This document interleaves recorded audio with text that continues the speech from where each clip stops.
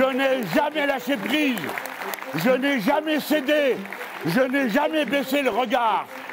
Et c'est de cette façon-là que nous avons construit cette force. Alors maintenant, c'est à vous de faire. Avec ces mots, Jean-Luc Mélenchon tend la main à la nouvelle génération. Pour sa dernière participation à l'élection présidentielle et au cours d'une année et demie de campagne, l'insoumis a encore su faire parler de lui et de son projet. Visiblement pas assez pour se qualifier au second tour, puisque 420 000 voix ont fini par le distancer de Marine Le Pen.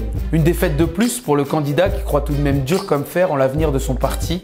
Alors la France insoumise résistera-t-elle à Jean-Luc Mélenchon? Réponse dans Factu. On le disait, depuis 2012, Jean-Luc Mélenchon a participé 3 fois à l'élection présidentielle. Pour sa première candidature et sous le slogan « Prenez le pouvoir », il récolte 11,10% des voix. Alors, en 2012, il faut se souvenir que Jean-Luc Mélenchon venait de quitter le Parti socialiste, dans lequel il a été adhérent de longues années. Et déçu par le manque de radicalité, Jean-Luc Mélenchon voulait créer une force nouvelle, plus populaire. Et c'était tout l'enjeu de sa campagne de 2012 où il voulait parler à la gauche, à la vraie gauche, la gauche populaire. Et donc avec l'enjeu de concurrencer comme il le pouvait François Hollande et surtout inscrire les premiers pas pour l'avenir. En 2017, Jean-Luc Mélenchon travaille son image. Le parti de gauche devient la France insoumise et le rouge très communiste de 2012 a laissé place à un ciel nuageux marqué d'une nouvelle expression, la force du peuple. Une stratégie qui lui permet d'être crédité de 19,58% des voix au premier tour, juste derrière Marine Le Pen. En 2022, même scénario, Jean-Luc Mélenchon termine en 3e position derrière la candidate du Rassemblement national, mais passe la barre symbolique des 20% au premier tour. Jean-Luc Mélenchon, en 2012, veut parler à la gauche. C'est sa colonne vertébrale. Il veut absolument apparaître comme une alternative au Parti socialiste, qui est pour lui un parti effectivement de CSP+, de bourgeois, d'intellectuels. Lui veut reconnecter la gauche avec le peuple. Et ce qui le limite finalement à 11-12% parce qu'il ne touche pas le peuple entièrement. En 2017, il fait à l'inverse le pari de toucher plus large, d'enlever les drapeaux rouges dans ses meetings pour les remplacer par des drapeaux bleu, blanc, rouge, ne plus vraiment parler du terme de la gauche mais parler de la France. Donc il y a vraiment un changement de stratégie. Il est revenu sur cette stratégie en 2022 en voulant parler au peuple. Et finalement, il a surtout là touché les quartiers populaires et les catégories socio-professionnelles supérieures.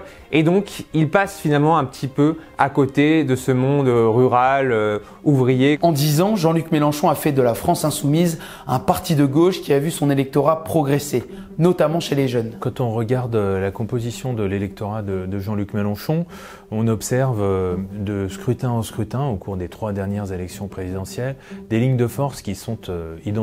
D'abord, pas de différence entre les hommes et les femmes, hein, un électorat qui est assez bien équilibré de ce point de vue-là. Un électorat plutôt jeune, et là Jean-Luc Mélenchon a beaucoup progressé chez les 18-34 ans, hein, chez la grande catégorie des jeunes, il fait quasiment jeu égal avec Marine Le Pen, donc ça c'est une des progressions, une des percées de Jean-Luc Mélenchon lors de cette dernière élection présidentielle de 2022, plus de difficultés à séduire un électorat plus âgé. Et puis en termes de catégories socio-professionnelles, eh bien il est largement distancé par Marine Le Pen dans la catégorie des ouvriers. Hein, on a quasiment un rapport de 1 à 2. C'est un peu la même chose, mais dans une moindre mesure en ce qui concerne les employés.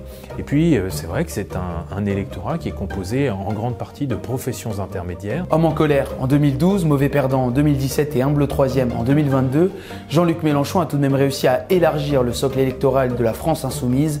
Pour autant, le parti peut-il devenir hégémonique à gauche à l'heure où le PS et les Verts se sont effondrés? Un premier élément de réponse. Jean-Luc Mélenchon a bénéficié de cet effet de vote stratégique de manière évidente. C'est sans doute de tous les candidats celui qui en a le plus bénéficié. 50% de ses électeurs disent avoir voté utile. C'est seulement 33% pour l'ensemble des électeurs. Donc on voit, hein, il y a un vote utile très fort en faveur de Jean-Luc Mélenchon. La mobilisation autour de Jean-Luc Mélenchon et la France insoumise pourrait être trompeuse.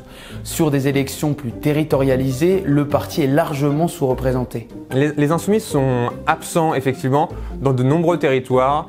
parce que tout simplement, ils ont un peu évité l'obstacle des élections municipales, des départementales, des régionales. Ils se sont toujours mis dans des alliances parce qu'ils considéraient qu'ils ne feraient pas d'excellents résultats et qu'il fallait mieux se concentrer sur la présidentielle, que c'était pour eux la reine des élections et que c'était de celle-là que tout découlerait ensuite. Les élections législatives, ils espèrent faire un bon score car ils pensent pouvoir surfer sur la performance de Jean-Luc Mélenchon à la présidentielle et ils considèrent que c'est une élection nationale, que les Français s'y intéresseront peut-être plus que des élections à échelon plus local. Parce que, et il faut le noter, la France Insoumise n'a aucun représentant au Sénat, seulement 17 députés à l'Assemblée nationale, 23 conseillers régionaux dans 5 régions et une trentaine de maires dans le pays. Les plus jeunes vont me dire, eh bien, on n'y est encore pas arrivé. C'est pas loin, hein. Faites mieux. D'une certaine manière, c'est pour lui la meilleure configuration possible pour quitter, en tout cas pour se mettre en retrait de la vie politique. Il laisse un parti politique qui s'est implanté dans la vie nationale depuis une quinzaine d'années, qui est une marque. Il a su faire monter toute une génération. Il y a beaucoup de députés de la France Insoumise qui sont de grande valeur et qui sont bien identifiés par les médias. Donc ça, c'est une force aussi en termes d'incarnation. Après cette déclaration du désormais ex-chef des Insoumis qui sera désigné pour reprendre le flambeau. Et il y en a beaucoup aujourd'hui d'insoumis potentiels qui aimeraient finalement dans quelques années être cette incarnation de cette gauche insoumise populaire. Clémentine Autain aimerait évidemment représenter quelque chose. Elle avait d'ailleurs fait un big bang de la gauche il y a quelques années pour essayer de recomposer déjà une gauche en mauvais état. Il y a évidemment Adrien Quatennens qui est un peu le fils naturel de Jean-Luc Mélenchon. C'est lui qui lui a donné les clés. C'est à lui qui lui a donné les clés il y a quelques années pour reprendre la France Insoumise. Mais il y en a d'autres. Il y a Mathilde Panot, une députée insoumise aussi, à qui il a donné la présidence du groupe. Donc on voit que Jean-Luc Mélenchon a placé un peu partout à des postes stratégiques ses potentiels successeurs. Et il nous confiait il y a quelques semaines que après ce sera à eux de voir, ils devront se mettre d'accord ensemble et que c'est comme ça, c'est la vie, ce sera à eux de décider. La réussite du parti dépend donc de ses fidèles et la marche sera haute pour celui ou celle qui succédera à l'un des plus grands orateurs de la Ve République.